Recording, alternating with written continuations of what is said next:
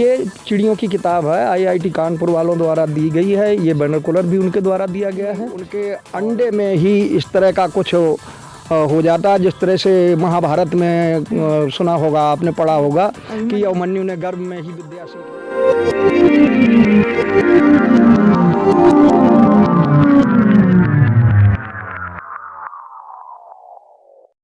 नमस्कार, मैं शोभना श्रीवास्तव। आज कन्नौज टाइम्स मीडिया की ओर से आज हम लोग आए हैं लाख-भौशी पक्षी विहार में।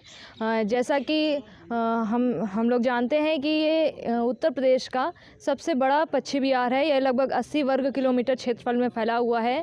वर्ष 1989 में स्थापित है और साइबेरिया के पक्षी यहाँ पर सर्दियों के मौसम में आते हैं। और जानते हैं यहाँ के कर्मचारियों से कि यहाँ पर कौन कौन सी प्रजाति के पक्षी कब और किस समय पर आते हैं। नाम है आपका? हमारा नाम करण सिंह है जी। आप यहाँ पे किस पद पर तैनात हैं? हम दैनिक श्रमिक के रूप में कार्य करते हैं जी। तो आप हमें यहाँ के पक्षी विहार के बारे में कुछ जानकारी दीजिए। हाँ, पक्षी विहार देखो, ये 1988 में बना है, पहली तो जानकारी ये है जी। और 1988 से पहले ये शिकार के लिए प्रसिद्ध था और अब जो है लोग इसको देखने के लिए आते, देखने के लिए प्रसिद्ध हो गया है। शीतकालीन समय जब होता है, अक्टूबर से शुरू होता है, तो पक्षियों का आगमन शुरू हो जाता है। अक्टूबर नवंबर तक पूरे पक्षी आ जाते हैं। कौन कौन से पक्षी आते हैं? हाँ, पक्षी greylag goose, bar headed goose, shoveler, northern pintail, common teal, coot और पिग्मी, कॉटन पिग्मी गूज। हाँ, कई प्रजातियां ऐसी हैं जो माइग्रेट करके आती हैं यहाँ पर। जो है शीतकालीन समय में वहाँ बर्फ़ गिरने लगती है, टेम्परेचर माइनस चला जाता है, तो उनका जीवन वहाँ दुर्लभ हो जाता है, भोजन पानी नहीं मिलता है, तो इसलिए ये हमारे यहाँ आ जाते हैं। और जब मार्च में यहाँ गर्मी शुरू होती है, वहाँ बर्फ़ पिघलना शुरू हो जाती है, तो ये सने सने जो है अपने वतन को चले जाते हैं। जैसा कि आपने बताया कि साइबेरिया के पक्षी उड़ के यहाँ पर आते हैं, तो उन पक्षियों को कैसे ये रास्ता ज्ञात हो पाता है? देखो, ऐसा है, जो पक्षी विशेषज्ञों ने लिखा है किताबों में, तो ये हमने पढ़ा है कि यहाँ पर ये पक्षी अंडे नहीं देते हैं। यहाँ से जो है अपने वतन को जब पहुँच जाते हैं तब वहाँ अंडे देते हैं और वहीं बच्चे बनते हैं। और अक्टूबर में जब यहाँ आने को होता है तो साथ में बच्चे ही इनकी लीडरशिप करते हैं। तो उसमें ये लिखा है कि वैज्ञानिक कारण है ये कि उनके अंडे में ही इस तरह का कुछ हो जाता है, जिस तरह से महाभारत में सुना होगा, आपने पढ़ा होगा कि अभिमन्यु ने गर्भ में ही विद्या सीख ली थी, जो अर्जुन जी ने कथा सुनाई थी। जी। तो ऐसे ही किताबों में लिखा मैंने पाया है कि इनके अंडे में ही वो हो जाता है और पक्षी लीडरशिप जो उनके बच्चे ही करते हैं जब आते हैं। और हमेशा उई आकार में उड़ते हैं, अगर आपने देखा हो। कारण उसका ये है कि एक पक्षी आगे चलता है तो वो हवा को काटता है, तो पीछे वाले पक्षियों पर कम मेहनत पड़ती है, और जब वो थक जाता है तो बदल बदल के लीडरशिप करते रहते हैं और वी आकार में आते हैं। जी। बहुत जानकारी इन्होंने हमें दी है कि साइबेरिया के जो पक्षी होते हैं उनके अंडों में ही कुछ ऐसा मानचित्र वगैरह बन जाता है जिससे उन्हें यहाँ का रास्ता ज्ञात हो जाता है। हम देख रहे हैं कि यहाँ झील में पानी बहुत कम है, जो कि पक्षियों के जीवित रहने और उनके भोजन की उपलब्धता के लिए कम है। तो आखिर यहाँ पे पानी क्यों नहीं है? हाँ, नहीं, झील में आपको दिख रहा है कि पानी कम है। पानी कम नहीं है, पानी धीरे धीरे बढ़ा, साथ में घास भी बढ़ती रही। इसमें 2-2.5 फीट से पानी, 2 फीट से कम कहीं नहीं है, कहीं तो 3-3.5 फीट पानी है। और हमारे पक्षियों के लिए ये पानी पर्याप्त है। गोताखोर पक्षी आराम से गोता भी लगाते हैं, नीचे से शैवाल की जड़ वगैरह उखाड़ते हैं, और जो मांसाहारी हैं वो मछली को भी आराम से पकड़ते हैं। पक्षियों के रहने के लिए जो है 2.5-3 फीट पानी पर्याप्त होता है। झील में पानी भरने के लिए जो है नहर से एक नाला जुड़ा हुआ है। हाँ, उसी से भरी गई थी, बाद में बरसात और हो गई तो फिर और भर गई। तो पक्षी बहुत दूर दूर नज़र आ रहे हैं, तो कैसे यहाँ पे खड़े होके कोई यहाँ पक्षी देख सकता है? ऐसा है, पक्षियों को दिखाने के लिए हमारे पास इंस्ट्रूमेंट हैं। हाँ, दूरबीन है, टेलीस्कोप है, इनसे जो है पक्षी दिखाएंगे। और पक्षी दूरी तो हमसे थोड़ी रखेंगे ही, क्योंकि आदमी तो सबको डर लगता है ना, कोई डेला मार दे, पत्थर मार दे, तो दूरी बना के तो रहते ही हैं। पक्षियों की संख्या कम लग रही है, इसकी कोई वजह? देखो, संख्या तो दिन पर दिन घटती जा रही है। जब से मैंने इसको देखा है जीवन में, उतने पक्षी अब कभी देखने को नहीं मिलेंगे। कारण इसका सबसे पहला कारण, एक बार कारगिल बैटल वार हुआ था, वो इसी समय पे हुआ था जब पक्षियों को वहाँ से क्रॉस करके हिमालय को और यहाँ आना था। वहाँ पर गोले चल रहे थे, तो उनका रूट जो है डाइवर्ट हो गया, और जब रूट डाइवर्ट हो गया दूसरी जगह जाने लगे।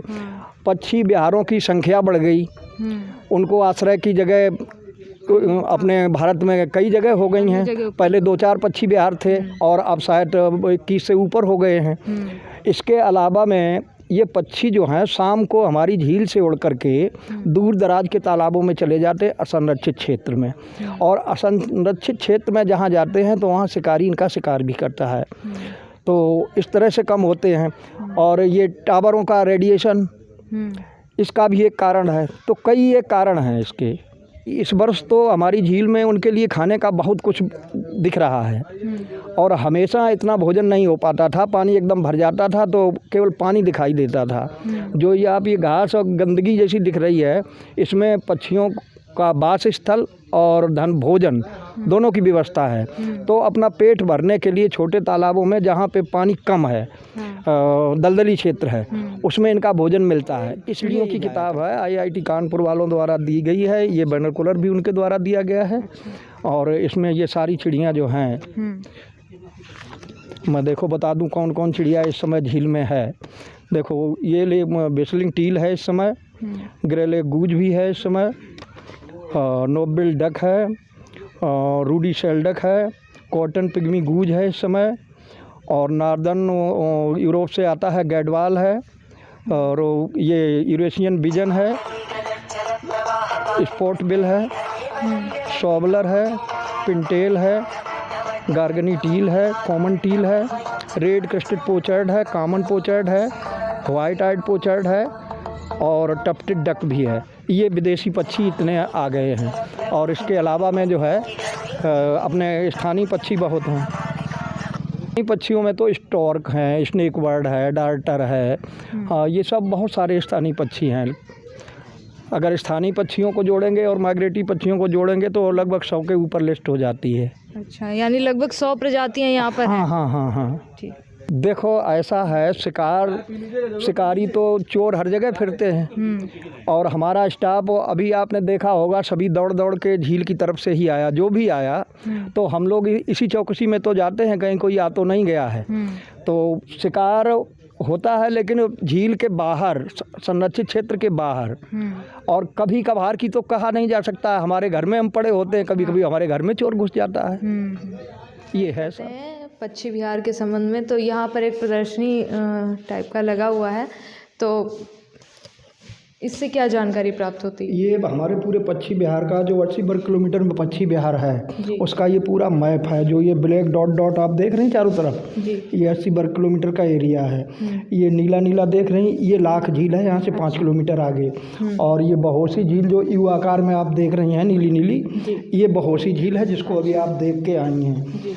और ये चिन्ह जो बने हैं, नंबर पड़े हैं, वो ये लिस्ट के देख करके जो है इसमें समझा जा सकता है कौन चीज़ कहाँ पर है। तो पूरा पक्षी विहार का ब्यौरा इससे समझ में आ जाता है। ये देखो फॉरेस्ट रेस्ट हाउस भी एक हमारा है, ये 4 नंबर पे उसमें लिखा होगा, 4 नंबर पे वन विश्राम गृह लिखा है।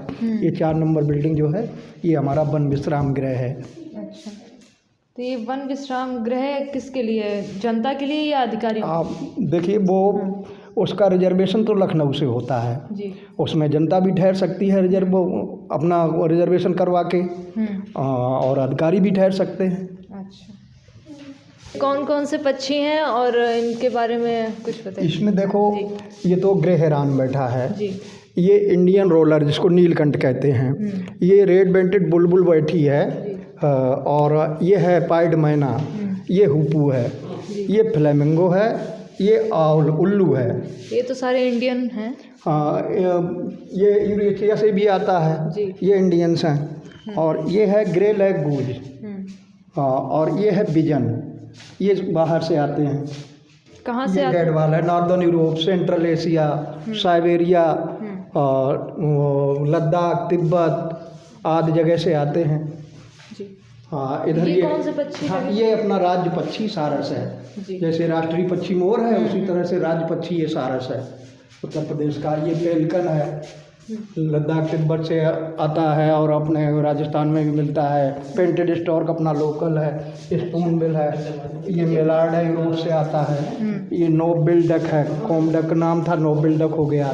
ब्लैक हेडेड आइबिस है, बार हेडेड गूज है, पिनटेल है, ये रूडी शेल्डर, पर्पल मूर हैन, अब इसका नाम सॉम्प हैन हो गया है, पर्पल सॉम्प हैन, टपटेड पोचर और ब्राह्मणी डक। ये कूट जो मैंने दिखाया था आपको, हाँ, चाइना का जो बताया था, ये स्पॉट बिल डक है, ये कॉमन पोचर्ड है, ये जो है कॉमन टील है। इस तरह से सारे पक्षी यहाँ पे दर्शकों को इसको देख करके वहाँ पहचानने में आसानी होती है। ये पक्षियों की जो ये प्रतिमूर्तियाँ बनी हुई हैं, ये किस पदार्थ की बनी हुई हैं? अब ये तो बनाने वाले आर्टिस्ट ही जाने जिन्होंने ये कला बनाई है। हाँ, पीओपी प्लास्टर का कोई होता हमारी समझ में, फाइबर होगा। अच्छा, फाइबर से निर्मित है। ये देखो सॉबलर है, इधर व्हिस्लिंग टील है, ये रेड क्रेस्टेड पोचर्ड है, साइबेरिया से आता है और आ गया है झील में। ये तो पेड़ों की चिड़िया है बिल्यूटेड, उसका पूरा लाइफ सर्कल दिया गया है, कैसे रहती है, अंडे देती है, बच्चे बनाती है, फिर बच्चों को दाना खिलाती है, पूरा उसका लाइफ सर्कल दिया गया है।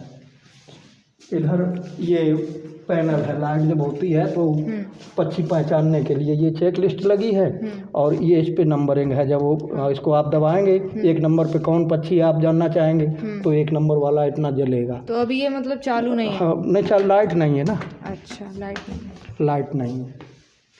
वैकल्पिक व्यवस्था एक जनरेटर था, लेकिन अब वो उसका मिट्टी का तेल वाला था और मिट्टी का तेल मिलता नहीं है।